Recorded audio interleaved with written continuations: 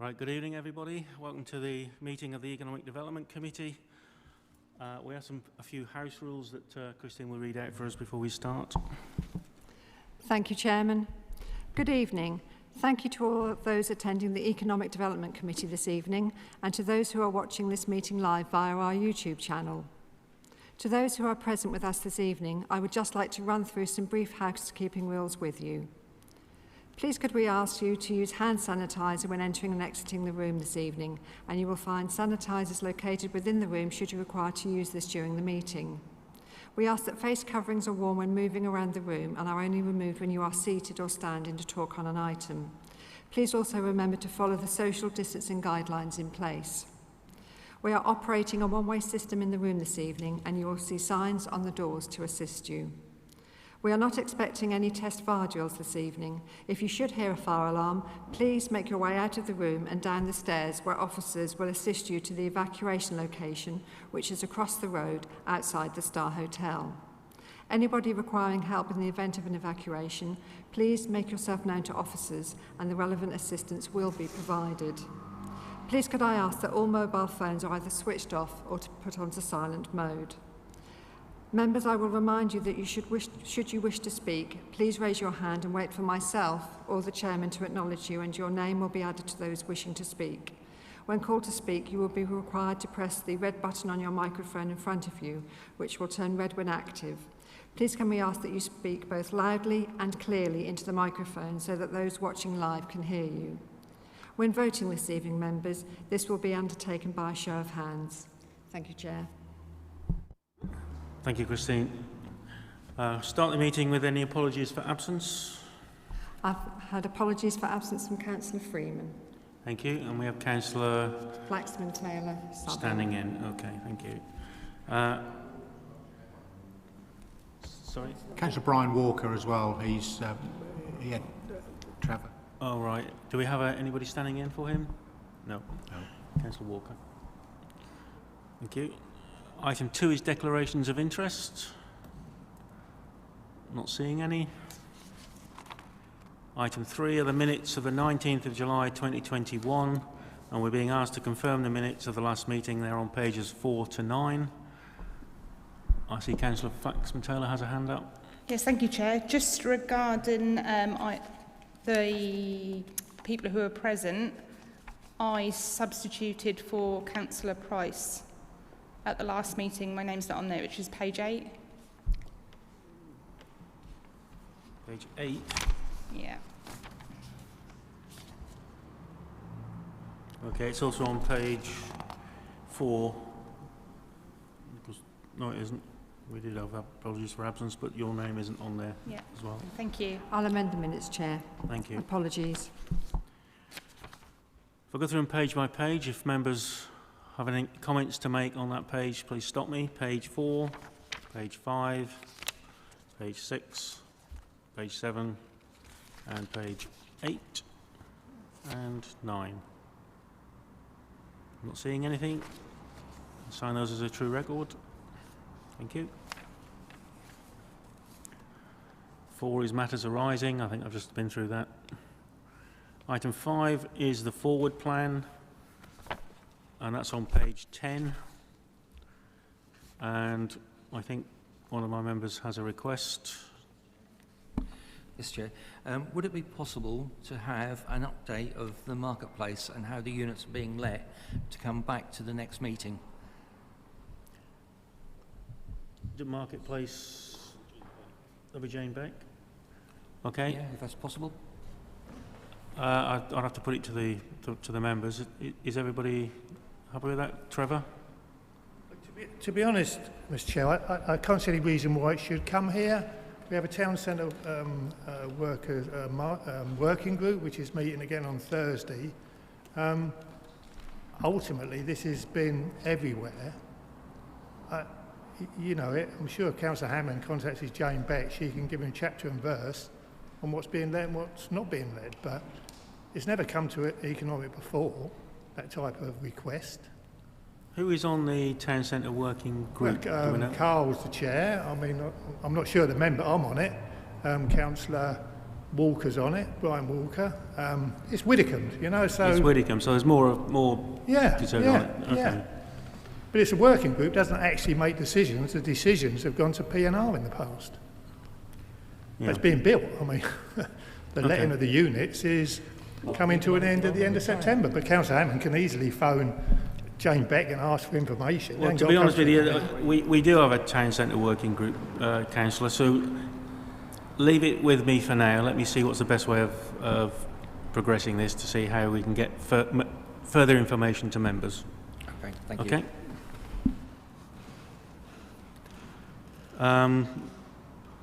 Is everyone else happy with the forward plan as written? Not seeing any dissent. That sounds fine.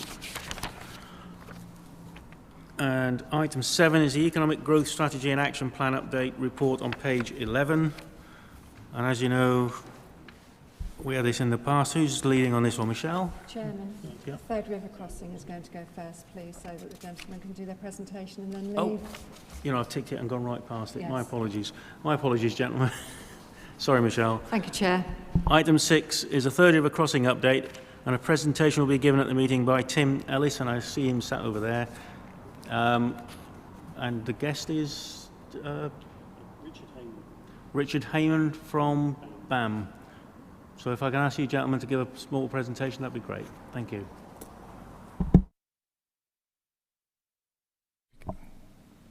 Thank you, Mr. Chairman. Good evening, ladies and gentlemen. My name's Tim Ellis. I joined the Third River Crossing team during the Stage 1 process and was pleased to be given the chance to be the project manager for Norfolk County Council on this prestigious and important scheme for Great Yarmouth, the Third River Crossing. I'm joined this evening by Richard Heyman, who's the BAM Farron's Joint Venture Construction Manager. Between us, we're just going to give a quick run through of what we've been doing on site to date, touching a little bit on the future, not too much, and I think there's going to be a few minutes at the end just for some questions. So just to start with, just a very, very brief run through on the history of the project. The development of the project went back as far as 2003. It was adopted by the County Council as their preferred route in 2009, which triggered the requirement to buy the properties to safeguard the route. In 2016, they secured some funding to prepare an outline business case. And then in November 2017, the DFT gave the provisional funding towards the scheme. And at that point in time, BAM Farrons were appointed to design and construct the Third River Crossing in January 2019. The public examination took place and closed in March 2020, and on the 24th of September 2000, the Secretary of State approved our development consent order, which is basically the planning. The Council then submitted a full business case, and in November 2020, we were awarded the final funding and given the go-ahead to start construction on the 4th of January this year. And despite having a pandemic to deal with, manage all the day-to-day issues that come up on such a large project as this, I'm pleased to say today progress has been good, and hopefully you'll enjoy just a few minutes of what we've been doing on the site. So just to start off with, we tried to touch on all the various little bits and pieces of a project on this side, and as always there's a bit of environmental works to do. So the pre-work surveys identified there was some water voles present on site, and there was a legal requirement to move those.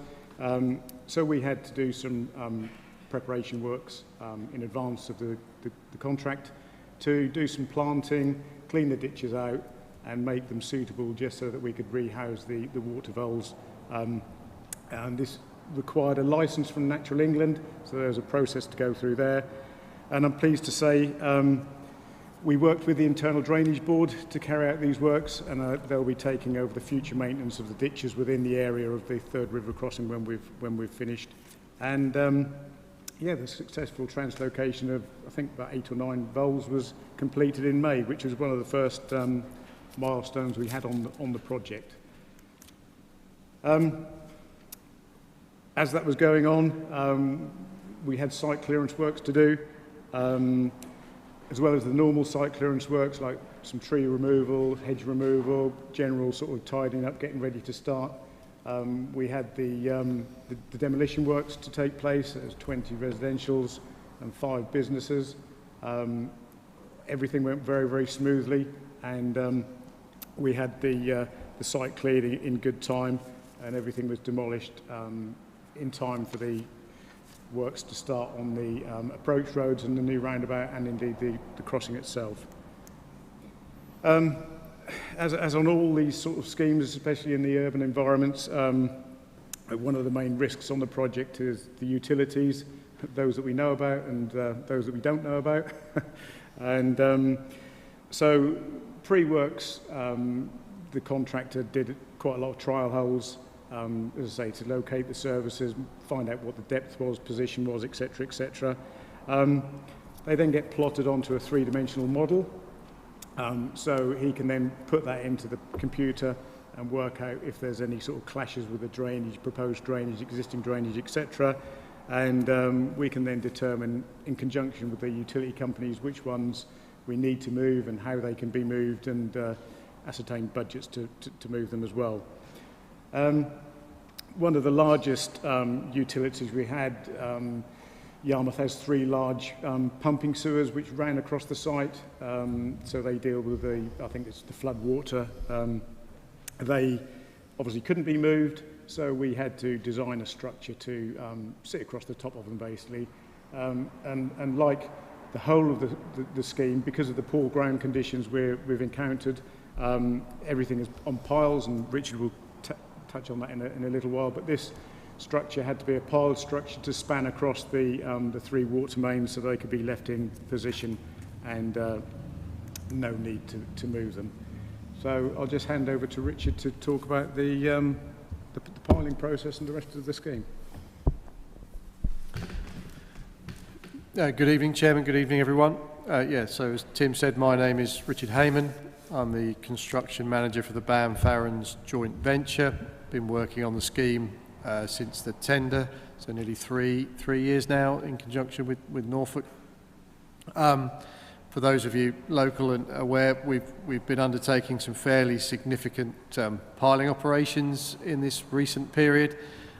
These are to form the 2 main cofferdams that sit within the river that the bridge will be supported on, and allow the bridge to open down into these bascule pits. So the steel piles that we needed for these cofferdams have come from Turkey. They were delivered on the coaster you can see in the top left-hand corner there, all delivered in one delivery and stored within our compound on the east side of the project. The tubes are 1 metre diameter and 33 metres long, weighing 20 tonnes apiece. And we are currently in the process of installing these to form the 2 boxes on both sides of the river. We are getting to the end of this period of work now. We've closed the cofferdam on the west side on Bollard Quay, and the dam on the east side, we're on the last wall currently. So the main marine piling aspect of the project is coming to a close. Picture here shows the view inside the dams now that this is on the west side, now that we've closed it. We've just been undertaking some pumping trials and preparation works now to be able to pump the water down inside the dam, which will then allow us to move to the next stage of the project, which is to start constructing our way up again, forming the foundations for the bridge. The job in its current state is split into 3 main sections. We've got the river works, or the main bascule bridge in the middle, and then we've got the approach road and roundabout on the west side, and the slightly smaller embankment and signal control junction on the east side of the project, connecting to South Deans Road.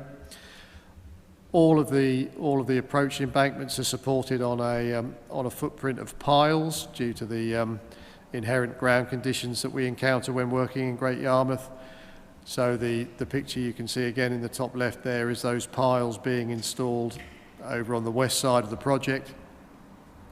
There's nearly 1,000 of these precast driven concrete piles to install on the project, but we're well on with that process. Another few weeks on the west side, and then the rig will be coming round over to this east side to continue the same process over here.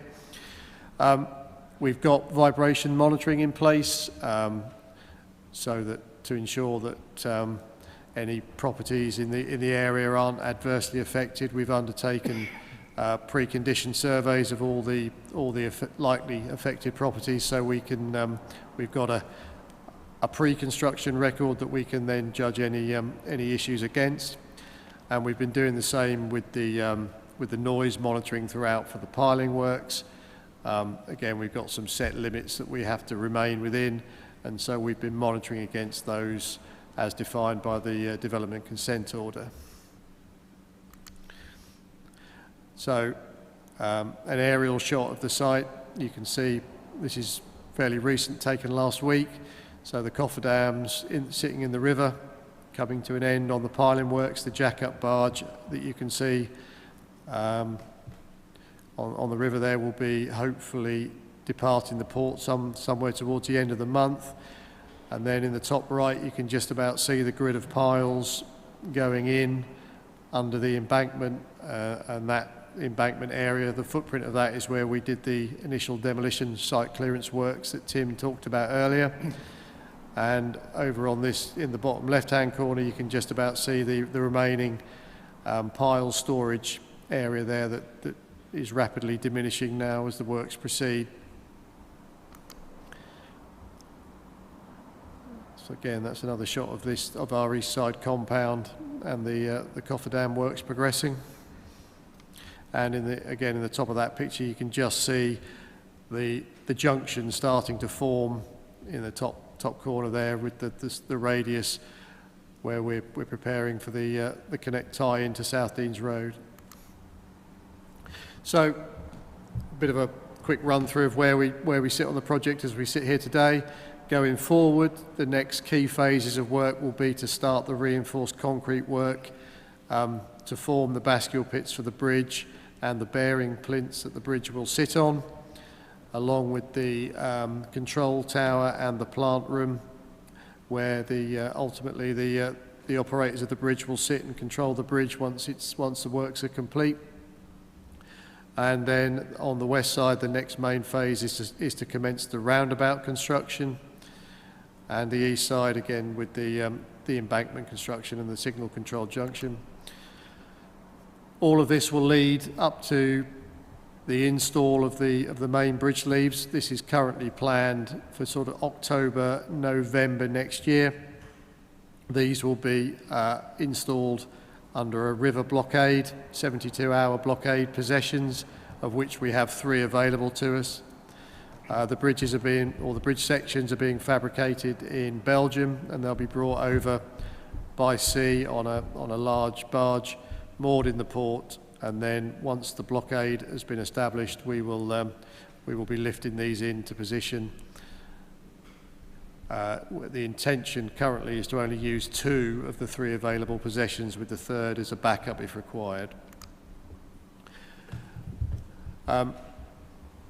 So a little bit more, that's obviously the stuff that's happening, a little bit more around the other works we've been doing as part of the project. There's regular newsletters and we've got a stakeholder engagement manager on the project who's been regularly updating residents and stakeholders. Newsletters go out monthly and quarterly. The NCC website is a good source for information on the project and is kept up to date by the team, as are the social media streams. There's been some good press coverage of the project so far. We've had a visit from Brandon Lewis, the MP, as well.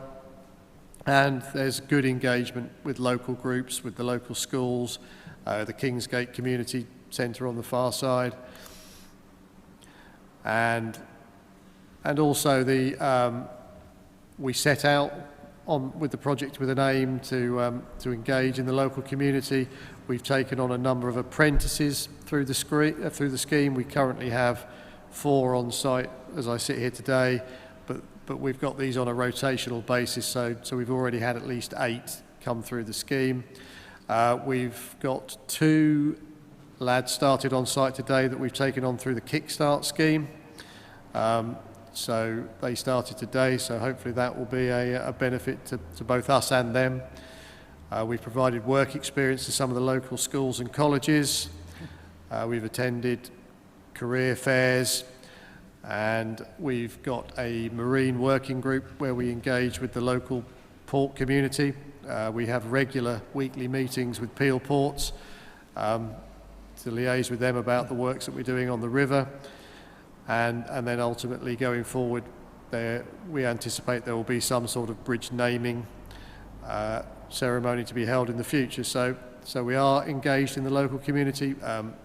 We have a lot of guys on the team who live and work locally as well. So going forward, we would hope to maintain that. So yeah, that's. Yep, that's it, Mr. Chairman. So if anybody's got any questions. Thank you very much, Richard. That was really comprehensive, and yeah, thank you very much. And I'm glad you mentioned the naming of it, because we did talk about it at the. We have a steering group for this bridge as well, and Councillor Walker will know that we've been talking about trying to get the name through schools and whatever. So we'll work on that and work up a scheme as how we can name it properly. And work with the local community to make that happen. Have any members got any questions or comments? Councillor Price? Yeah, thank you, Chairman. First of all, I'd like to say, from my impression, as I'm being ward councillor to the south of that development, my impression is that the residents in my ward are accepting the work and the consequential noise with a good deal of grace. I've had probably 1 or 2 comments, and only comments, they're not big points. Have you had any comments which I probably, or my colleagues in the ward, are not aware of? Have you had comments about noise, vibration, and have dealt with them as an aside? Yeah, thanks for that question. Yeah, the answer is yes. Obviously, we're fully aware of the works that we're carrying out, and fully aware of the consequences of the vibration and the noise, and we're appreciative of the acceptance that people have been very, very tolerant. There's 2 or 3 people that we've had close engagement with that have raised specific questions and queries, and we've been sort of talking to them on a regular basis, visiting them, and just trying to help them out where possible, just to advise them of the programme, sort of like when we'll be piling, when we won't be piling, and just to try and get them through the timescales. I think currently where we are at the moment, the piling is due to sort of finish in that area around about the end of September, start of October. I think they'll then move across to the eastern side to carry out some piling on the eastern side, and then they're going to move back again to the western side to finish off. So during the period of not only the precast concrete piling, but also the marine piling, you know, we've tried everything we can to engage with the residents and help them out. Thank you. Councillor Walker? Yes, thank you, Chairman. On that particular point, in relation to the complaints I've received, and I know you too have had them, and you too have been and dealt with 1 or 2 of them, as I have. I think overall we need to congratulate the residents in that area for what they are having to put up with. I mean, those noises can be heard virtually in the end of Bradwell. Sometimes if the wind is right, you can hear them in Belton. So, you know, it is a lot for people to contend with, and their concerns are real concerns, and it is having an effect on 1 or 2 people that are housebound and can't get out, so they can't escape it. That's not a criticism of the company. They're doing all they can, and you and I have both said to these people, it's a temporary thing, it'll be over shortly. But I think we need to recognise what they've had to put up with, because it isn't fun listening to that all day, I dare say. But on another issue, personally, I've been waiting for this for 21 years, worked on and off for 21 years, and nobody is more grateful than I am to see it coming to its conclusion, and hopefully Yarmouth will free up once it's open. Thank you, Chairman. Thank you, Councillor Walker. As usual, you show your compassion to those that might be affected by it, and I agree. I've had a few communications as well, and I've responded to those. But it is a short-term discomfort for a long-term benefit for the town, and like Councillor Walker, I've been working on this since 2003. I became a councillor in 2000, and I was Cabinet Member for Transport from 2001, and we worked on this to get this up and running. And I remember going into a particular meeting with my predecessor to ask for the money to buy the houses on Queen's Road, and he said, well, you can either buy the houses or you can have footpaths in Great Yarmouth. And I said, well, I think we'll go for the houses because we need the bridge. So it has been coming a long time. I think you guys are doing a great job. I know you've been compassionate with those people that have written to you, and you understand fully what might be disturbing their lives. I know you've moved a few people as well, and try and make it as comfortable as possible. Thank you very much for doing that. We really appreciate it. But also thank you for the work that you're doing as well. It absolutely looks fantastic. I can't wait for the bridge to open. I think that'll be a really fantastic day for Great Yarmouth.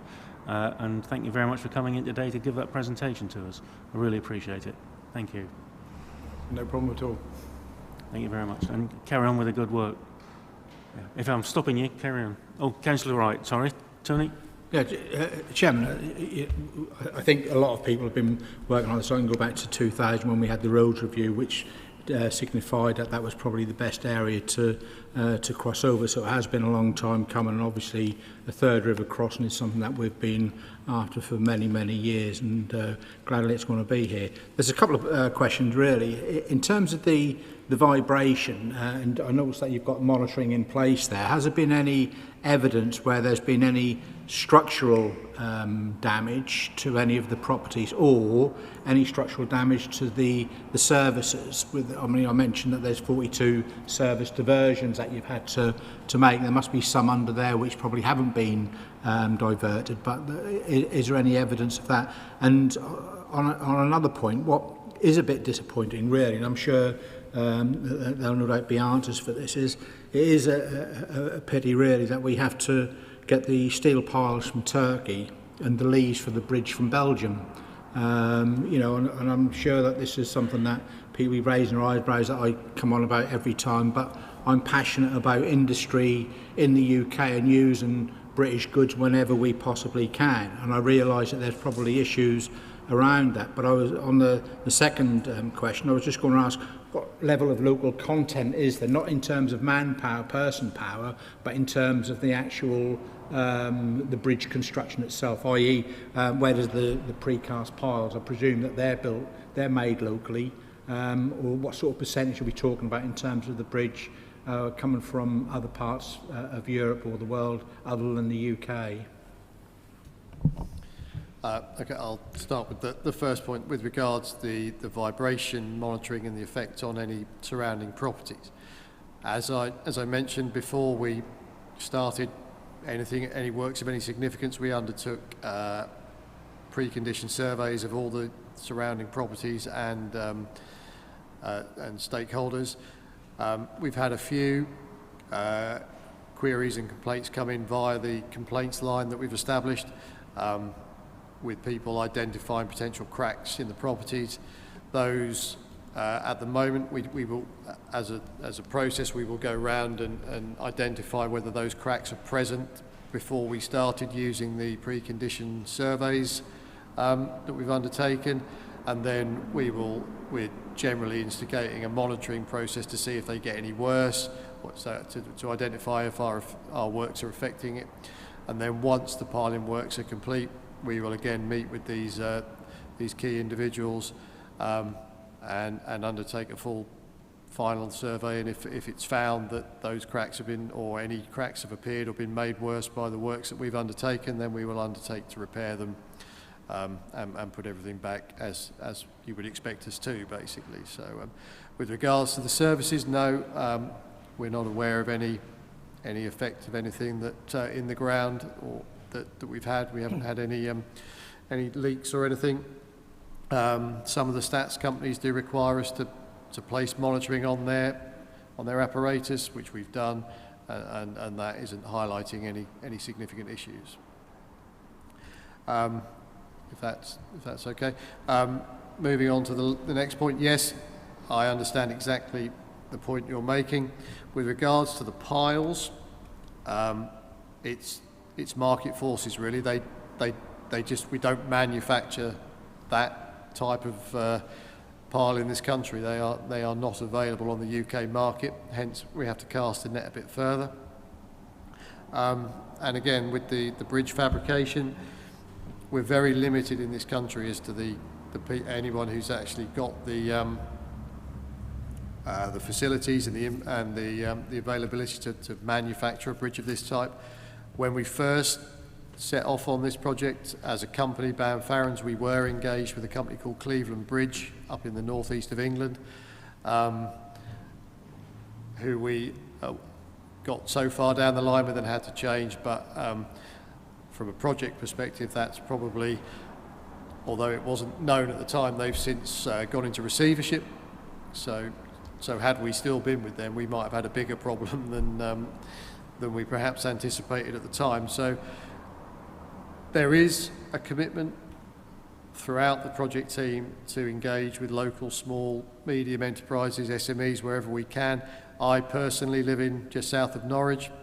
The company, whilst BAM and Farrens are both sort of players on the international market, a lot of my team are based and come from an office we've got in Shipdham near Dereham. So we do have a large local presence within the staff and the operatives on the job, and the works that we've undertaken in Yarmouth over the years, of the 20 years I've worked for the company, we've built up a good solid sort of order book with local contractors. We're using Munnings Plant significantly, and we've just appointed Munnings Construction to construct the control tower, which is nearly a £2 million aspect of the project as well. So, so where we can and where market forces allow, we are, I believe, looking to the local economy wherever we can. Thank you, Richard. Is that all right, Tony? Yep. Thank you very much. Anybody else with any further comments? Well, thank you, gentlemen. We've held you up long enough. We can let you get away now. And thank you very much for your presentation and the answers to the questions as well. Much appreciated. Okay. Thank you. Moving on with the agenda. Sorry, could I just interrupt? Councillor Hammond's request about this market, he's actually on the committee. So are you. You're both on the Great Town, the master plan, and there's an item coming forward on Thursday about the market. So he's on it. You're on it. So you don't need to ask any questions. You're on it. Thank you, so Chairman. are you, Mr. Chairman. Thank you. Moving on, item 7, Economic Growth Strategy and Action Plan Update, which you'll find on page 11. And I believe that Michelle's going to give a presentation for this. Thank you. Thank you. Is it Michelle? Yep. It is? Thank okay. you. You looked unsure then. There's no presentation though. I'm just going to highlight sections of the report for you. Thank you. So thank you, everybody. This is an opportunity to just give you an update as per our standard biannual updates in line with our economic growth strategy and action plan. Appreciate it's quite a long report, so I won't dwell on all of the parts, but I do just want to draw your attention to at least a couple of those points. Section 2 highlights some of the strategic programmes that we've been delivering, and I'm pleased to report under the Future High Street Fund programme that the projects are delivering against their project plans, as you would expect. Under the Town Deal element, Amian, who supported the Green Book business case for Future High Street Fund, have been appointed to assist the development and submission of the required Green Book business case due March next year, and heads of terms have been signed already. In terms of the section that talks about opportunity GY under 2.9, at the last Economic Development Committee there was a lengthy discussion about skills, and I thought this would be a good opportunity to just reflect some of the progress that's been made across a number of partners, and the result of that has been this opportunity GY project that is seeking 100% funding, so no match funding required from ourselves, from the Community Renewal Fund. you can see the section, it explains where that funding has come from, that was launched as part of the spring budget, and we're seeking the delivery of a number of work streams, one of which is a shared front door, which is a, if you want to call it, a one-stop shop portal of all of the skills training and education offers for a variety of ages, abilities, but ultimately all for the benefit of a resident's career pathway from youth to older. We submitted the application to Norfolk County Council for review. I'm pleased to report of the number of applications that were made. The appraisal for this project was number 1, and it's been submitted to central government for its internal review, and we hope to hear the outcome of that at the end of this month. I won't labour the piece of work, but I thought that was a helpful opportunity to just say that we are responding to that, and this hopefully will deliver some significant change between now and next March, which is when it should reach its conclusion. And the ultimate aim is to develop a pilot programme to use the outcomes from this to develop a UK Shared Prosperity Fund application once it's launched next year. Section 3, again, I won't labour this because there's quite a lot of detail in here, but just shows you the effort that the economic growth team has been doing to provide and signpost grant funding, both internally and via partners such as the LEP to businesses direct. The outcome for 2020-2021 was significant, and actually the application for funding to the LEP increased by 558% from the previous year. So it just shows you both the need of the businesses, but also the support that we've been providing. Other activities have been underway, and new schemes have been set up, such as the NAME programme, and some support has been provided to businesses for the Queen's Awards. Section 4 just highlights the wider business support programme. Members will hopefully remember that we pulled together a wider business support proposal that was using additional restrictions grant funding, and we presented the rationale for the 3 areas of support that we've developed. The 3 sections, the 3 providers of package of support are listed in 4.5, and I'm pleased to report that 2 delegated grant programmes have been launched.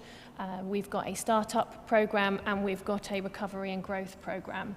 The recovery and growth programme has had a huge amount of interest, and I'm advised that we've had 42 applications and 39 have already passed the screening stage. We now need to just finalise that at the panel, and the startup have had 13 applications as well. So that is going just as we had hoped. The visitor economy section, it just provides another update, but I won't go into any detail because there's much more information in the City of Culture paper that provides an update on cultural programming. And the 2 annexes hopefully give you a simple snapshot as to the progress of each of the objectives, both in terms of the Economic Growth Action Plan, the Recovery Plan, which was in response to COVID-19 specifically, and then the final one is the financial overview of each of the grant programmes that we've provided in response to COVID, all the way from the start to present day. I think at that point I'll just pass to you, Chair, for further questions. Thank you very much. A very good and comprehensive report here, and you're right, it's quite complicated. It's picking up every single item of it, but to say that we've spent £2.877 million on local businesses and helped them through is phenomenal. On page 5, where you've got the event list, I'm presuming that means completed and not competed. Yes, typo, apologies. The well-known spelling mistake. Members, you have any comments? Councillor Walker? Yes, at a briefing I had at County the other day, there was talk that the LEPs were actually being done away with. Do we know if there is another stream of funding that will come through, or what the government will put in its place? In terms of the next tranche of funding, the central government have provided the Community Renewal Fund and Levelling Up programme, and they're both live, so to speak. The next they're kind of pilot level programs, one of which is more revenue than capital. The next tranche, which we are all waiting for, is the UK Shared Prosperity Fund, which will replace the European funding programs that we've been used to date. In terms of the LEP grant funding, I'm afraid I can't comment. I think everything is up in the air and we all wait to see what the outcome of that process is. And just to add to that, my little bit of knowledge, if you like, yes, the LEPs this year have only been given half their funding, and we're anticipating that because of the devolved status that everybody's sort of being asked to apply for, it may be that they'll either give the second half in the second half of the year, or it may be given to a devolved county, but I don't know. That, to me, is the government hedging its bets, but I couldn't say why. Yeah, so I'm wondering as well, yeah. Well, that was news to me, and I was quite shocked because I know that regionally people rely on the LEPs, and if they are doing away with them, and I'm sure the officer wasn't misleading me, that there must be something there to replace, or at least somebody. Nothing's been announced. No. No. But Okay. we're looking forward to it. Good question, though. Good question. Question we're all asking. Councillor Camden.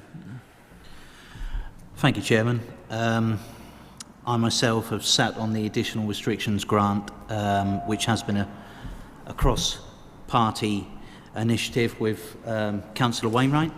And I thought it was only right that on the public forum we acknowledge the extent of work that officers went to in providing businesses with them grants, particularly yourself, Michelle, and Miranda and Karen. And I think that a figure of just under 64 million, Mr. Chairman, goes to show that Great Yarmouth Borough Council stood by all local businesses at every stage of the pandemic and delivered on the promise that they said.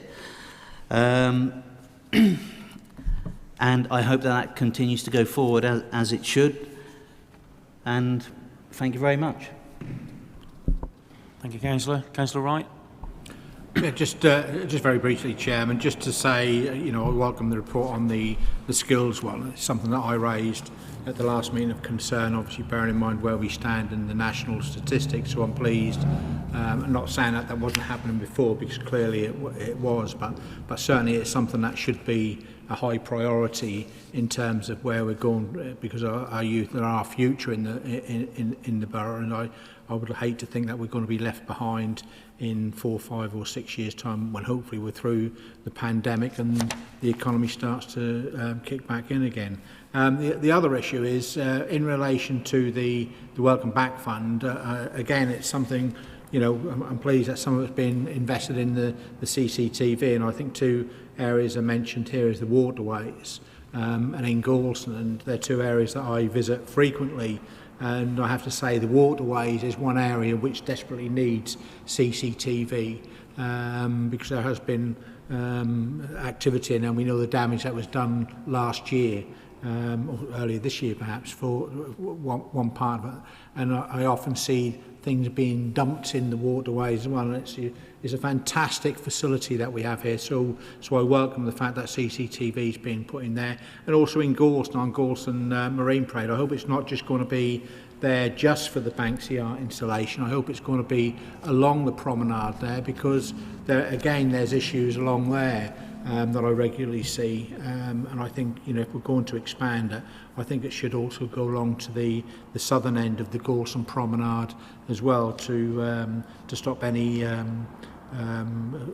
what I would term is unsociable action by certain individuals.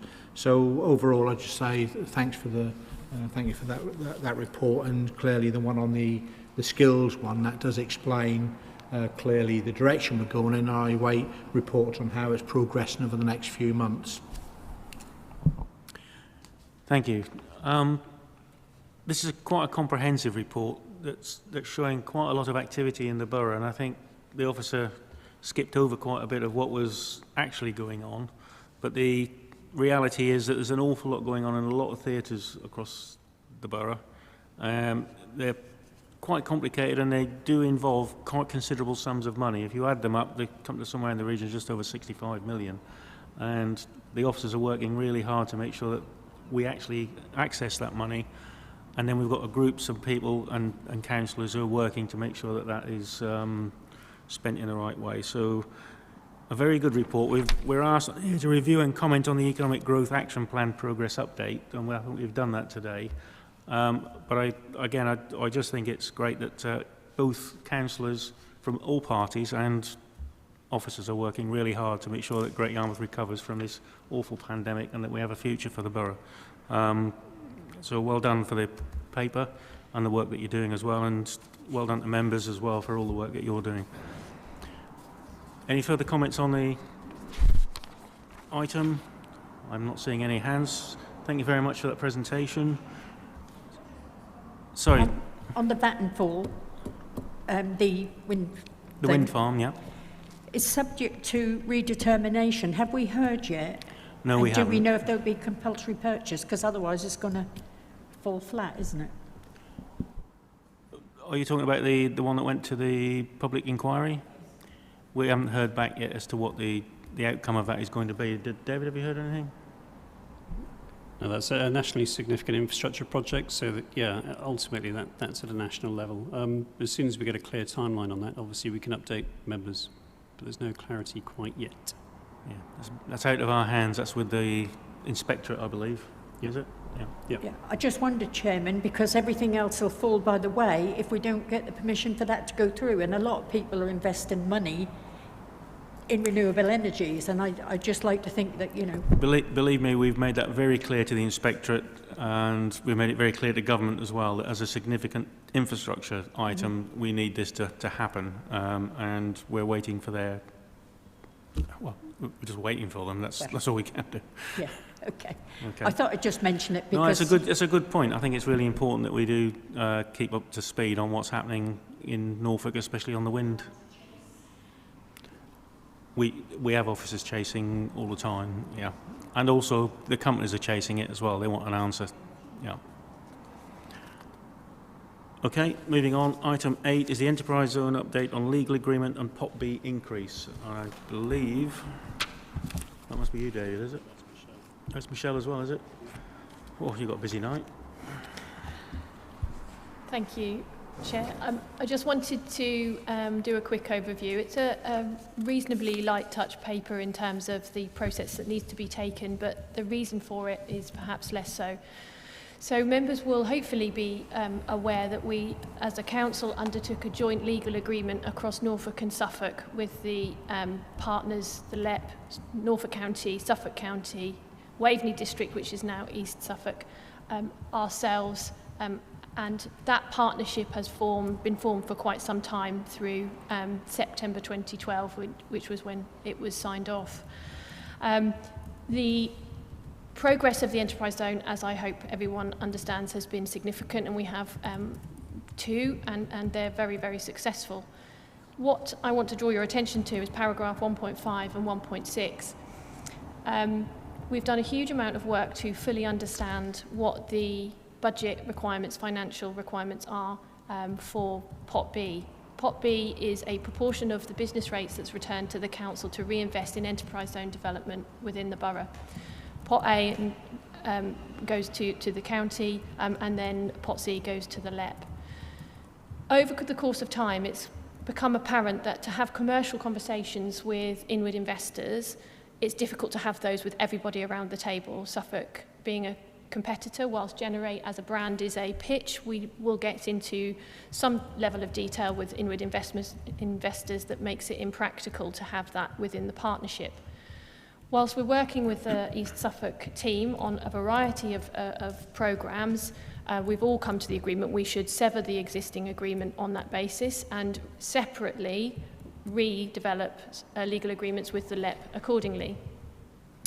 Secondly, because of the huge amount of work that's been done on both the existing memorandums of understanding that we've already got in place, and I would like to thank Tori, who's here, on the amount of work that she's put into getting an understanding of that, And also the financing, the projected budget and financing for the O&M campus, it's come to light that the existing Pot B allocation, which was 35%, is not sufficient. As such, we want to change that Pot B allocation to ourselves, and numbers of discussions and presentations to the LEP board have taken place, and they have agreed to change that, which is simplified under section 4.1. And you can see the previous allocation against what we have agreed with the LEP and county for future years. So this paper gives you that simple overview on a complicated process to effectively sever the existing legal agreement with Suffolk and re-sign on a Norfolk level with a increased Pot B allocation. Legal have provided a huge amount of support for this and have confirmed that this is all sound and have provided input into the legal agreement narrative itself. And this is an opportunity for members to be made aware of that process and to make any final comment before it is signed off. Thank you. Has it been to the LEP for sign-off? Yes. And it has been signed off, has it? They want us to sign it first, and then after that, that will go to the county and the LEP for counter-signing. Okay. And Councillor Walker, if you take into account they've only got half the money this year and we're thinking about doing this, it makes you think, how much time have they got left?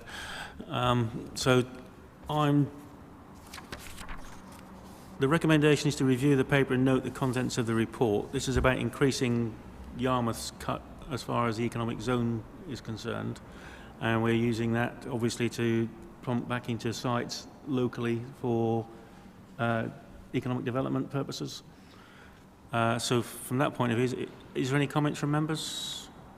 Councillor Wainwright? Just on the Pot A, GYBC for any use is going down from 20% to 16.9%. That is per year, is it? Yes, it's calculated on a NNDR basis every year. So that's a 10% drop over 3 years. What is the financial impact to that?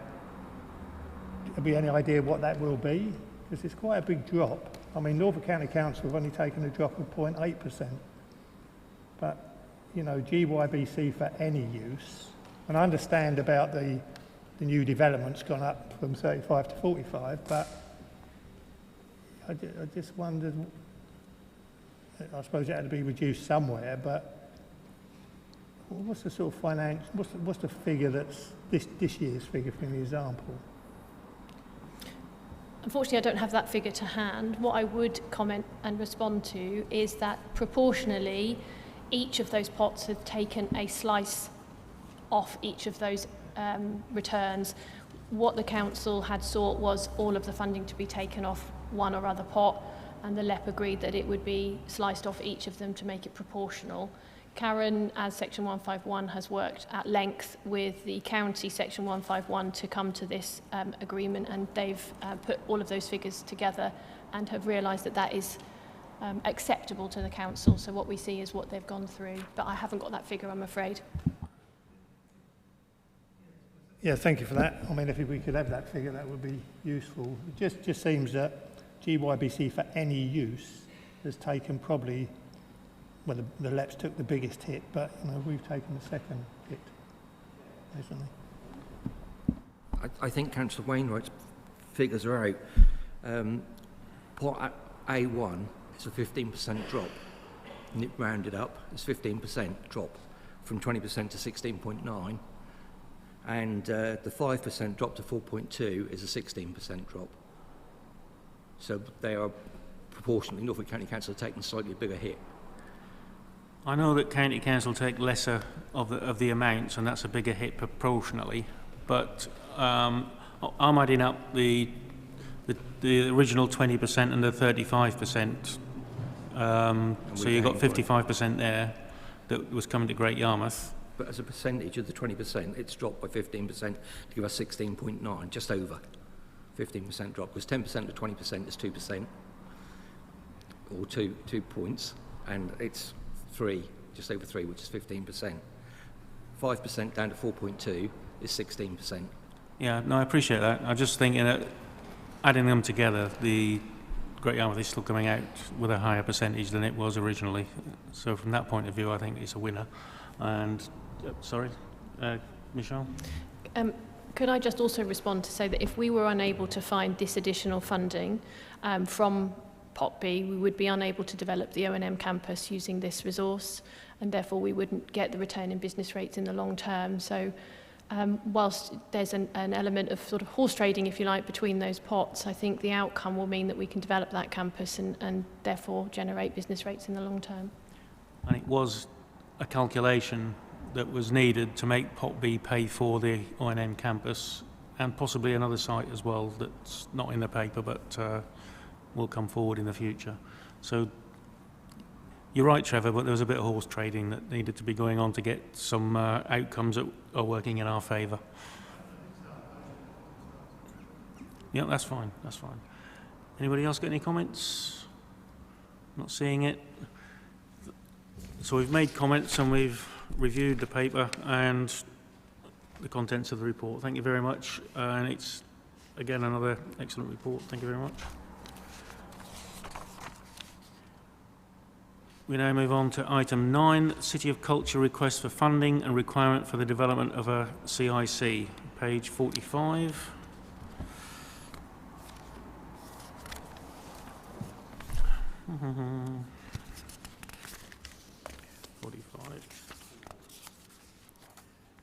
Oh, a joint one here. I've got a team working on this one. Good evening, Chairman. I'll kick off if that's okay. Members, you have in front of you a committee paper setting out our UK City of Culture bid 2025, which was announced at P&R on the 13th of July. The paper sets out the proposal between East Suffolk Council and Great Yarmouth Borough Council. Great Yarmouth Borough Council are lead bidding authority for this partnership. We have submitted our expression of interest. It had to be in on the 19th of July, and members will find in the appendix a synopsis of our 5 themes, which, should we be successful in receiving the accolade in May 2022, we would bring approximately a £13 million arts and cultural programme for the year of 2025. Members have got in front of them the requirements of an officer steering group that we've formed, which has been looking at governance arrangements. We've looked very carefully at Coventry City of Culture, who currently have that title, to see how they were able to come from, quite frankly, nowhere. They will openly say that they didn't think they had a chance to actually becoming City of Culture for 2021 with limited funding. So our governance model is based on their successful governance arrangement, which would be to form a community interest company and charitable trust to draw down sufficient income to actually deliver the run-up to the programme for the next 3 years. If we are successful and indeed then put on the programme in 2025. Working with academic partners, University of East Anglia and University of Suffolk have both said that they will do a handover from University of Suffolk and Coventry in terms of the socio and economic impact of being the City of Culture. It has massive positive benefits for our place and specifically for our residents. Officers have worked quite quickly, and we meet weekly, and we are absolutely determined to put our residents at the heart of all of the benefits that we believe this will create, whether that's about skills and employment and opportunities, or whether it's about access to culture and raising ambition and making sure that actually our industries and our sectors are really thriving. So in order to do this, we are waiting for a decision by the Department for Culture, Media and Sport, which is due by the end of September, whereby they will identify 6 of the 20 places that did put in an expression of interest. We are the only expression of interest in the east of England, but we do have some stiff competition from other places in the UK. I believe almost all of Wales has applied, the whole of Cornwall, the whole of Durham, the Scottish borders, and actually some cities as well. We believe we've got a unique offer as a cultural coast. We believe it's a strong ask, and we hope to get onto the long list. What the paper is requesting of members is authority to move into a shadow governance board, subject to us understanding how far we get in this process. That shadow board, assuming we get City of Culture 2025 in May next year, would turn itself into a community interest company and charitable trust, and we would bring forward a paper to council making that recommendation at that time. For the moment, it's to note the intention, but also to approve an allocation of £40,000 budget from our special projects reserve to allow us to fund to long listing. You'll see there's quite a lot involved in this. Whilst we're trying to contain costs, we do feel that a £40,000 allocation would be quite useful and allow us to really compete with the other long-listed councils. I have also, for members, set out in paragraph 4.3 a summary, or section 4, I should say, a summary of what we are actually already doing. East Suffolk Council helpfully took a paper to their cabinet last week, which approved a higher figure. The higher figure takes them all the way through to the end of the process, and it also develops the cultural offer of East Suffolk Council. What Michelle and I have tried to set out for members in our public paper today is that actually section 4, there's a lot happening already in Great Yarmouth, and actually this would build on it, and there's things in here that there's other things that I haven't included in the report as well. Thank you, Chair. Thank you. Are you both finished? Yep. Thank you very much. I think this is a really exciting project, a really exciting time for Great Yarmouth. We are working with our friends down in Suffolk. I think that's fair to say. As we know, we've had a lot of, how can we say, competition with law stuff when it comes to the fishing and the offshore wind and gas and electricity and power and all that kind of business. But we've worked together as a region to make sure it comes here. And I think this is a build-up on that. This is something where we can both show what we've done over the years, what we're good at, what we've got to show as a culture, and I think the paper sets out quite a lot of what we are at the moment, but I think there's bits in here, and you've just alluded to it, that we could add to it quite easily. So it's work in progress. I saw Councillor Price first and then Councillor Wainwright. Thank you, Chairman. I agree with your comment. This is a fantastic project, and if us and our partners across into Suffolk get this, that'll be an absolutely fantastic enterprise, because I think probably most of us have seen firsthand where this project has been awarded to other places, i.e. Coventry, and that. They've done absolutely marvellous out of it, and the income that is generated over the short term is absolutely fantastic. There are two things that I would just like to ask the officer moving forward, please, if I may. The first one is, and I read through this, and the risk implications included a reputational risk, and I cannot quite understand what a reputational risk is in applying for a project similar to this. So that's the first question. And the second question, perhaps statement, perhaps observation, is the fact that the budget, if I understand this correctly, the budget is for the completion of the project from start to finish. Is that correct? No. Yep, I can answer that. So the last question first. The £40,000 will see us through to full application stage, yes, but it doesn't include the preliminaries about forming a community interest company. No. The first question last. The reputational risk, I guess, is that we are spending funding, albeit to compete effectively. That may be abortive funding should we be unsuccessful in this competition, but I tend to agree with the councillor that actually this is about putting Great Yarmouth and East Suffolk on the UK map and showing people how serious we are that art and culture is part of our regeneration programme. So personally, even if we don't get into through the whole of the competition, we do feel that the partnership and the work that the officers are doing at the moment is of real benefit. Yeah, I'm glad you agree with that on the reputational issue, because I think we're singing then from the same hymn sheet. The point that I was making, and I didn't quite finish, with regard to the finance, Chairman, was the fact that looking at the figures, looking at the current day things that are happening, and I've mentioned that before in this meeting, to be perfectly frank, in 2 years, 3 years' time, I don't think 200,000 is going to be enough.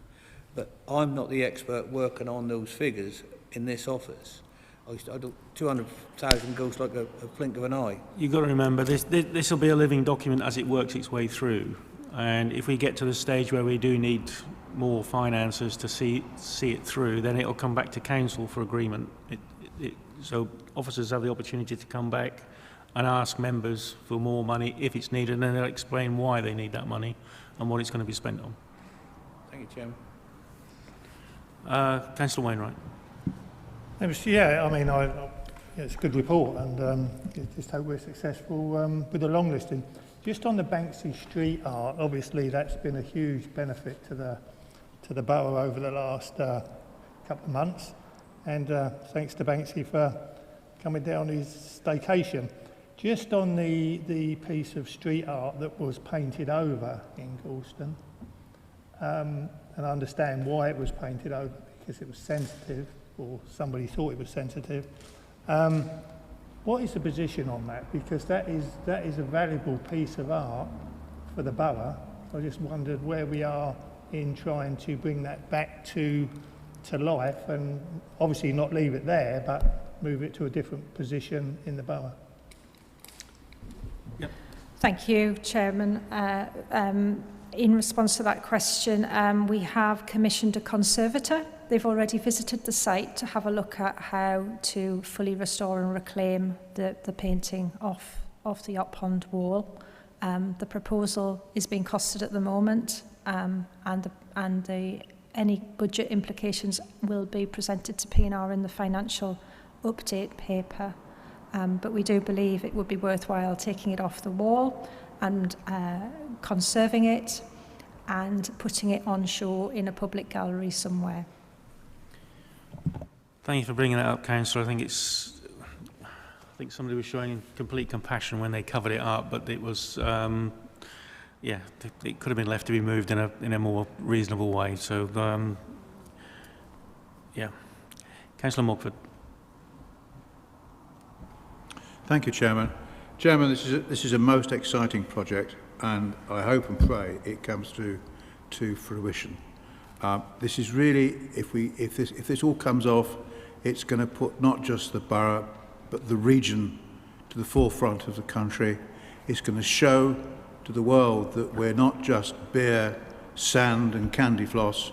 We are a cultural community, and we still have a great deal to show of our old history, and we can share that with the world. I'm especially interested in what it will do for the younger generation growing up, because they will grow up really with some considerable respect, I would feel, for the borough that they come from, because the culture that will grow out of this will be lasting us for many years. And,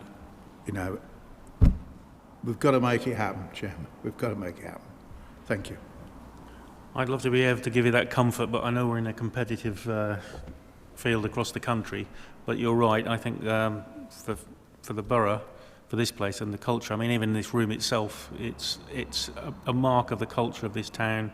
It's been built up over 1,000 years, and from that point of view, I think we have a great tale to tell, and if we tell it well, people will come and visit us even more.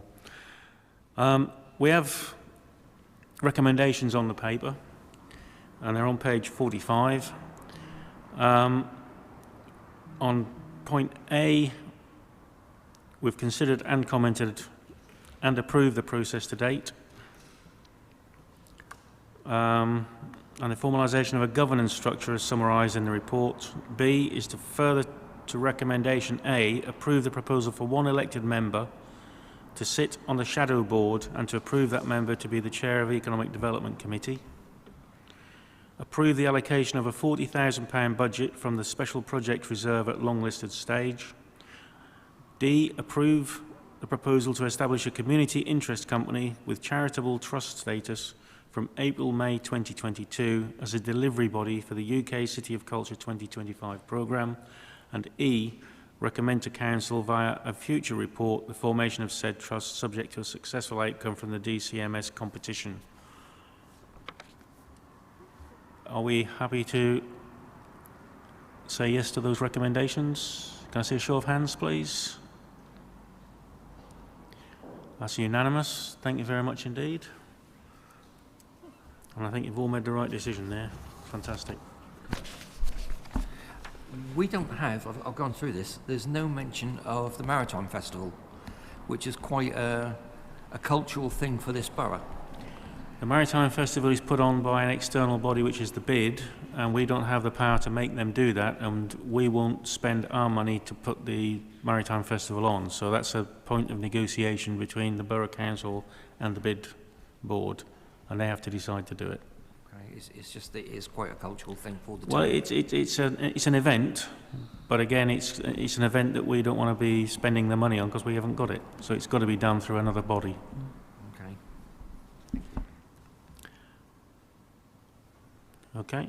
Moving on, item 10 is the Offshore Wind Competitiveness Project Generate, Marketing Strategy and Branding Update. A report is attached on page 64. And who's presenting that? Hello there. Good evening, everyone.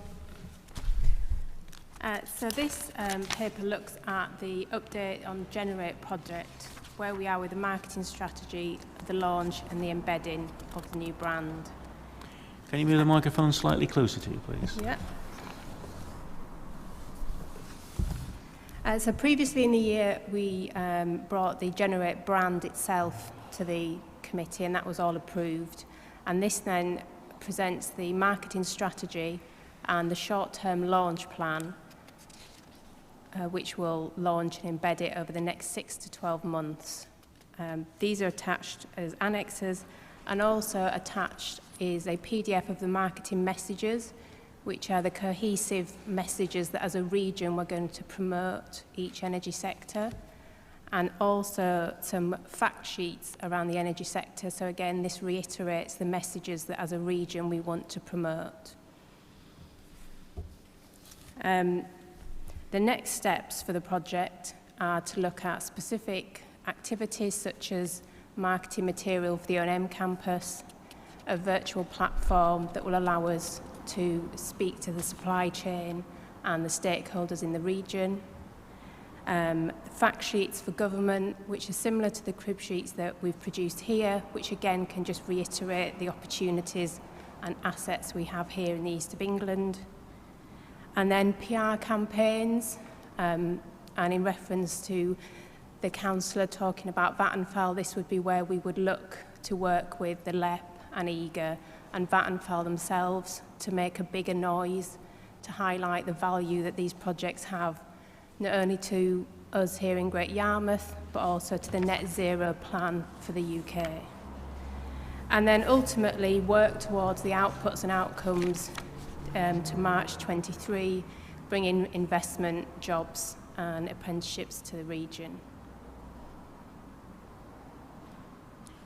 Okay, thank you very much indeed. Thank you. Sorry?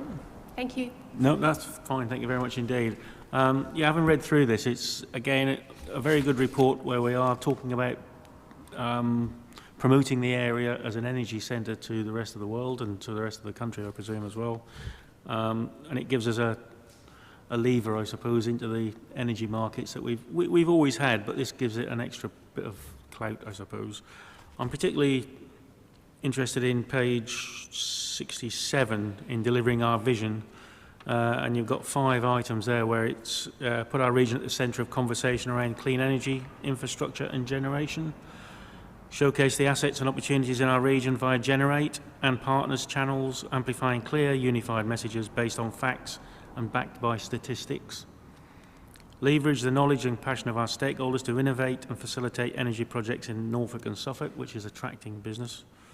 Increase awareness about Generate and the energy sector in the region via digital channels and a new virtual platform, and investigate and develop a comprehensive data management process to support the supply chain and enhance communications.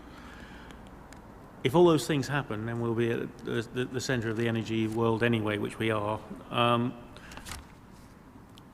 Again, a good report. I'm looking around to see if there's any members wish to talk to it. Councillor Camden. Thank you, Chairman. I just wish to comment on this because I've been following this project quite avidly, and I understand the potential that this town has in this sector. So I'm very keen to endorse this off and allow the team to get focusing on projects such as the operation and maintenance campus and the business incubator, and see them get on with some fruitional work. Lovely. Thank you. Councillor Wright.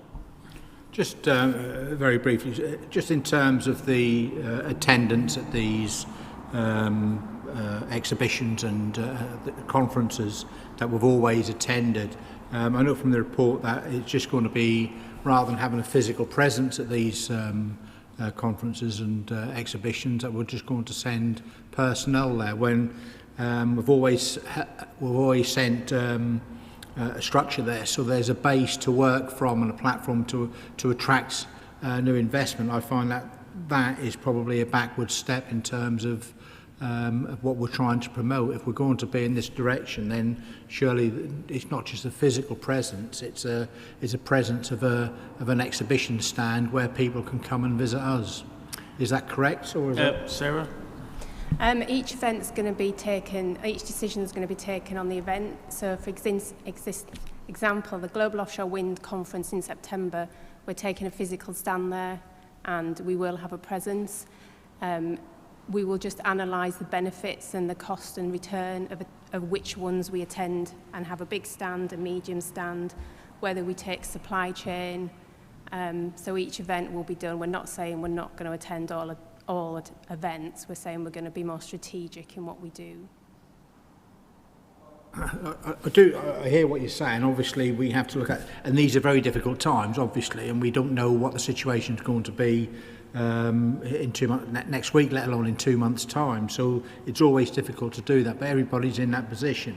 But I've always been of the opinion, through my many years of being involved in this type of thing, that having the physical presence is the most important thing. I mean, we always used to say, and I know it was with the oil and gas industry, that, you know, there were conferences and exhibitions that weren't really that popular, but if you weren't seen to be there, then you weren't seen to be within the industry itself. And if we really want to promote ourselves as the centre, certainly of the offshore energy and obviously the other sectors as well, I think it has to be a risk that we have to take in having a physical presence there, in terms of even if it's a small booth or an exhibition space there. I'm not saying we should have a grand, because I know how expensive these are, and you know, I just think a small stand there where we've got somebody present on a stand at these exhibitions pays dividends in multiple times. I know going there and sending representatives there, you can have discussions, but there's nothing like having a physical presence there with a stand at all of these exhibitions. So I hope that the statistics come through and the circumstances allow us to have a physical presence at all of these exhibitions, because I do firmly believe that they are important, and certainly at this time I think the eyes of the world and every man and his dog, as they say, will be attending these as soon as they possibly can, because there will be good business opportunities there, and I would hate for us to be seen to be on the periphery of that, whereas I think we should be at the forefront of promoting these things and having a physical presence. So I hope that we review this on the basis of looking forward and positively and looking at the costs of these to bring it back to the committee so that we can take a decision on moving forward and having this presence there, as we always have done. You know, whether it's the Southern North Sea Conference, whether it's you know, the offshore wind in Amsterdam, or whether we go to Norway, offshore northern seas. All of these events, I think, have proved very, very good for us in the past, and I think that that's the key to our future in terms of the new energy offering that we have in terms of the offshore wind, but also continuing, of course, with the North Sea side of the coin as well. Thank you. I think on page 65, under 2.4, it says the project was initiated in response to a clear need identified by the industry itself for a coordinated collective approach to branding and promotion and wraparound inward investment support to consolidate the area, essentially Great Yarmouth and Lowestoft, as a world leader in offshore wind, maximising its visibility to government and investors alike. And it was conceived to provide an umbrella brand, offer and identity using the existing East of England energy zone as its starting point.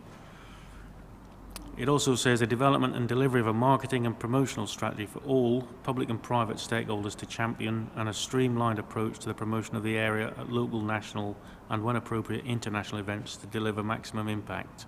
And I think to deliver maximum impact is where we need to be. And this report is giving us a guide as to how we get to what that is. It's in agreement with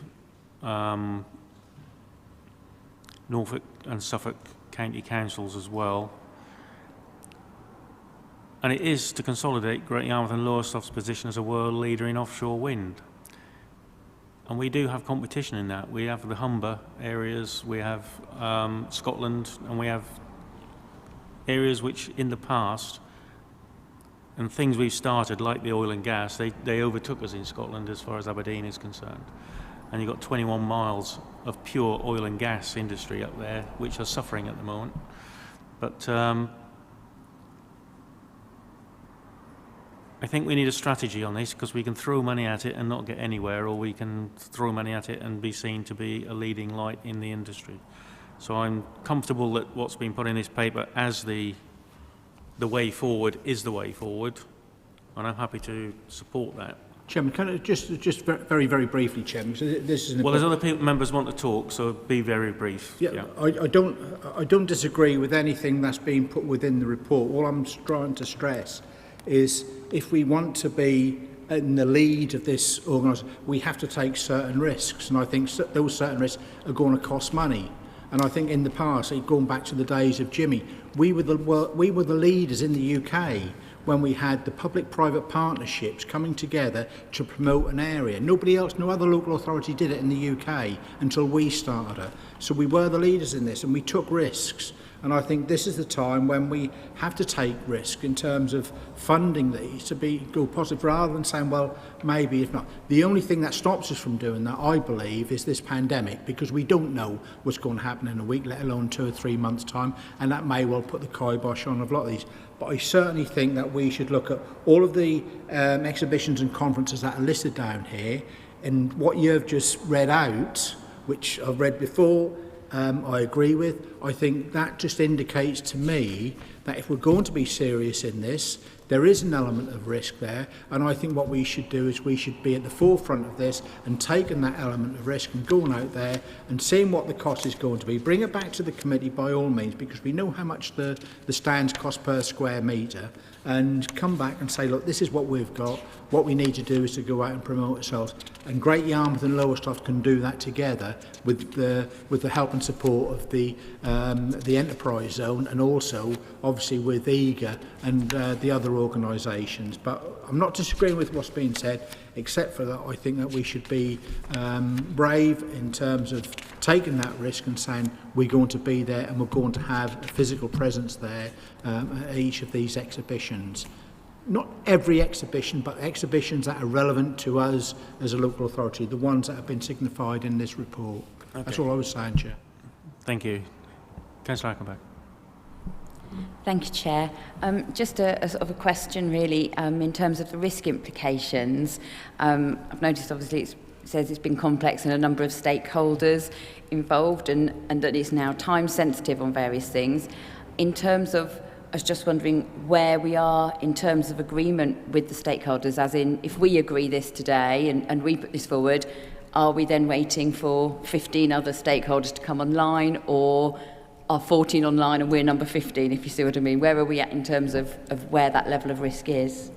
The entire process has been fully sort of comprehensive and inclusive, so the likes of EGA and members of the Oil Energy Industry Council have all been involved in this on a monthly, 6-weekly basis, so fully endorsing what we're planning to do, and we're working closely with them at Offshore Wind. So yeah, all the stakeholders are on board with this. All right. Councillor Walker? Yes, if I may, the report itself I've got absolutely no problem with it. It's a good, comprehensive report. What worries me, the fact that Tony's just raised an issue about a stand. There is no reason why we can't do that sort of thing in conjunction with some of these companies. We know oil companies, I personally know of 2 that are diversifying from oil into renewable energies. Now, they would willingly be partners, I would say, to putting a stand up somewhere to make all the right noises in the right place. Because if they're putting money into diversifying, I think we need to shout loud and clear that Great Yarmouth, is on board. We're here. And as Tony said, when we had Jimmy, we were world-class leaders. There's no reason why we can't be in this. So I'd like to think you would consider it, because those that don't diversify, Graham, as you well know, are going by the board, and some very big names in this town are being hit hard. I think if you've got names of companies that want to get involved in generate and promoting the town and their company, you have a word with Sarah and get them together. Yeah, no, have a word with Sarah and let her know the names of the companies, because that's how we move forward with this. Yeah, and I don't disagree with Tony. I've been to a lot of the exhibitions on our stalls to promote the area, so from that point of view, it's what I've done in the past. What I didn't have in the past was all this digital stuff, so I don't know whether that's a better way forward or not. So I'm not going to argue the toss and say I know better. I don't, but I'm not going to knock the digital element of it either, because I think that reaches a huge market as well. Some members are asked to, 1, review and comment upon the support and proposed marketing strategy framework and supporting activity, to launch and embed the new brand into the wider energy sector, and 2, endorse the launch of the strategy, allowing officers to begin to focus on individual energy projects. I'm terribly sorry, Trevor, I didn't see it. Just coming back to what was discussed earlier in the meeting about the connection points and the consents. Yeah. Obviously, that's an ongoing review, and that's exactly what I was told by senior officers a few weeks ago. And I know EGA have got very grave concerns about this ongoing review, because if it takes too long, these companies will move to Grimsby and Hull, because the connection points can be, carried out there. But unless we can get these people in the Norfolk villages to actually allow this to happen, to come on land and through their fields, then we won't have anything in Yarmouth with the offshore wind, because companies will disappear. So it is really important that this is addressed as a matter of the highest,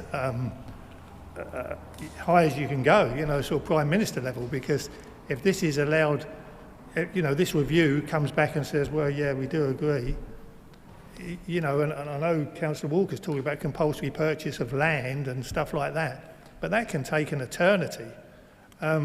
So I just hope that this ongoing review is successful, and the connection points do happen where they want them to, because I understand there is absolutely no technology whatsoever to have connection points under the sea. So that does need to happen for this area to become, a real leader in offshore wind. Can I just say this is a significant point? Was it called a significant asset? Is it? Well, yeah, it's a nationally significant infrastructure. That's it, nationally significant infrastructure. The hold-up has been around whether the developers have taken into consideration the new ecological views on it. And I presume that that's the bit where they're finding out the information they need to answer the question of the inspector. And that work has been going on, and I think it's already been given back to the inspector for him to make a judgment on. So it is down to the inspector at the moment, but they are being pressured by Norfolk County Council, the LEP, the energy industries to get this through, because obviously the issues around it and not having it wouldn't just be about Norfolk. This would be about any infrastructure across England. So it isn't just about Norfolk. It's about how they've put their plans forward, and the inspectors picked up a piece about the ecology, and that's what I know about it. Well, I hope that's the case. I mean, I've quite clearly been told that basically these connection points on, not off connection You're talking about points, the transmission points offshore? Well, they're onshore. You know what I mean? They bring it on and connect them onshore. Yeah. But in the places like Hull and Grimsby, there's no problem. It's purely because we've had these people in Norfolk, complaining that they don't want them. So, I mean, when you talk about a national infrastructure project, yes, it is. It's national. It's not like, it's national. So if we don't get these connection points, they will just disappear elsewhere. That's my point. But as I say, these connection points are happening in other areas. So we desperately need them to happen in Norfolk. I agree. Yep. Okay. Did you want to say anything, David? Yep. Thank you, Chairman. Well, just to add, there is an event happening this Thursday. Vattenfall is one of the affected partners that you're referring to.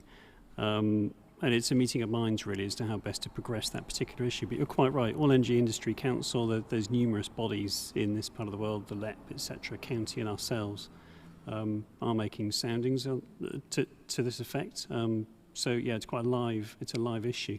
With regards to the development consent order, that national project, I mean, we should hear within the next few months, but we've not been given the industry hasn't been given clarity, but it does directly affect Vattenfall. So that's the Norfolk Boreas and Norfolk Vanguard projects, for which we have a significant interest. But there are ongoing discussions. It's a point that's very well noted. Thank you. I've put forward what the recommendations are. Are members happy to agree with those recommendations? I don't know if I'm being thick. On page 86, we've got the list of events and dates: September, October, November and March. And then for the September one, it says 4 strong leads, 30 people, businesses added to data, 20% increase in digital stats. Then October, 2 strong leads. Are these things that have gone, or are they coming? Projections. They're projections. So they're just guesses. Yeah. So they really don't mean anything. Well, it's like anything else. When you look forward to going to an event, you look at what the possible outcomes might be. You don't go to an event saying there's going to be no outcomes. You put down what the possible outcomes could be. That's the projection. Am I right? But then... Yeah, they're the targets. So that's how you work. You work by projection. But you also work by projection on what's happened at previous meetings of a similar ilk. But Chairman, just to clarify that point on the projections, those figures, I guess they're projections on just visiting the exhibitions. It's not for a physical presence there with a stand, or is it the projection for both? These are projections at the physical events. So when we go in September, we've got a stand and we have people there, and that's what we're hoping to. We'll be targeting lots and lots of people, but we're hoping to get 4 strong leads from that event that we can then put in the pipeline. Yeah. So for offshore wind in Amsterdam, you're expecting 2 strong. Is that with a physical presence there, or just visiting? We're still waiting on Amsterdam because of travel restrictions. There's a reluctance by a lot of other parts of the region to go, so we're having a follow-up meeting next week to decide what presence we'll have there or whether we send delegates.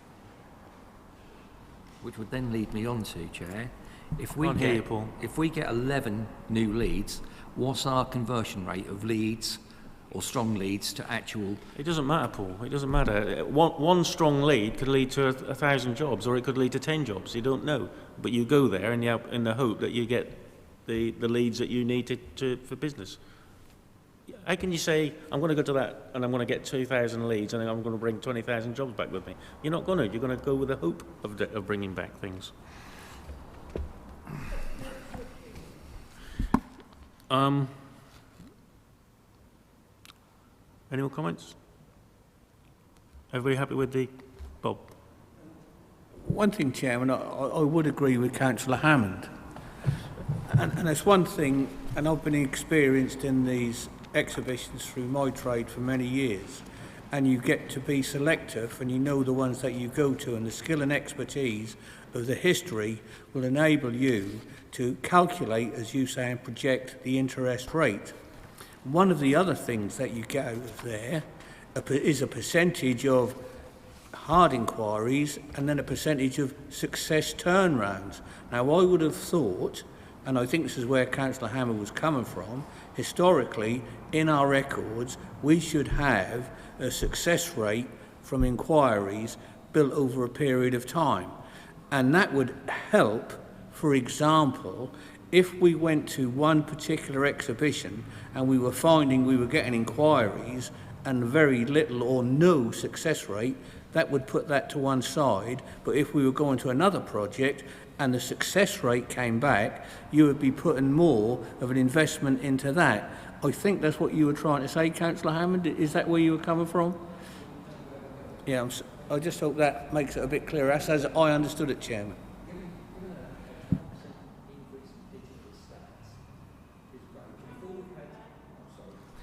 Sorry, if all we've had is 10 digital inquiries, an increase of 20% is only 2. The percentages don't really mean anything like that.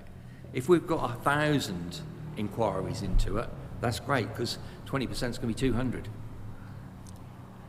But these are new kinds of meetings because it's about the wind energy, which is only just starting. If you were talking about oil and gas, where we do have a history of where we go, that's fine.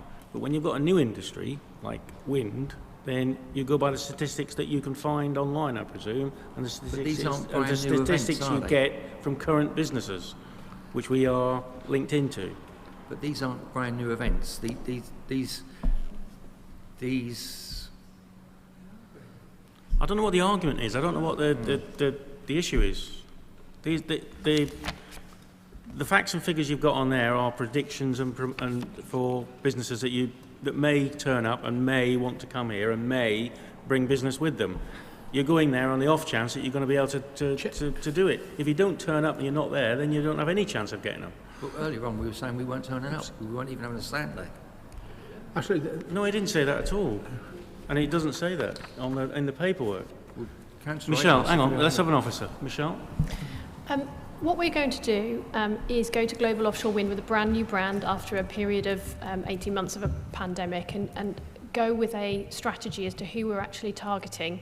So it's not a case of businesses coming to the stand, general inquiries. We are going with a number of officers to actually target individual businesses once we've got the full list of who's going to attend at Global Offshore Wind. And what we're trying to do is understand from that initial event how many inquiries that we are either getting in or proactively targeting and then evaluating on an ongoing basis. So whilst I completely understand where you're coming from, it's quite hard to understand until we've done that first event and done that evaluation as to whether we can convert all of the targeted businesses or those inquiries until we've completed that evaluation. Okay. Other members wish to speak? Paul, can you turn your microphone off, please? Oh, sorry. Thank well, you. In that case... No, other people want to speak, sorry. I've got Daniel, Trevor and Mr Mogford as well. So Daniel first and then Trevor. Well, with respect, Chair, I was going to propose that we move to the recommendations, but if Councillor Wainwright still wishes to speak, I will retract that. No, I'd be quite happy to second that we move to recommendation. I was just going to say this is totally new. You know, I mean, we're concentrating on the offshore wind, oil and gas we've done. And I've been to many events with David, up in Aberdeen where we've sat on stools, and I do agree with Councillor White that if we can possibly do it, you know, we should have a presence at these events. But, you know, talking about these percent, I mean, nobody knows till you're there, till we've kicked this off. All these percentages and what happened 10 years ago or 20 years ago is quite irrelevant now. It's a completely new world and a new market. So I propose, I think, yeah, I'll second it. Recommend. I'll just listen from Leslie. Councillor Mockford. Thank you, Chairman. Yes, on a slightly different tack, I've always found in my young life so far that going along to an exhibition, however smart your stand is, and standing there waiting for the customer to drop into your lap is a very unedifying experience. I much prefer to work the other way around and pack my briefcase on with my well thought out plan and go out into the world and directly knock on the door of the man who's going to do the job and put a wind farm somewhere or build infrastructure somewhere. I find that the direct approach is much quicker and much better. It's probably different from what we're doing here, but certainly in industry it works much better than sitting in an exhibition. Thank you, Chairman. Thank you.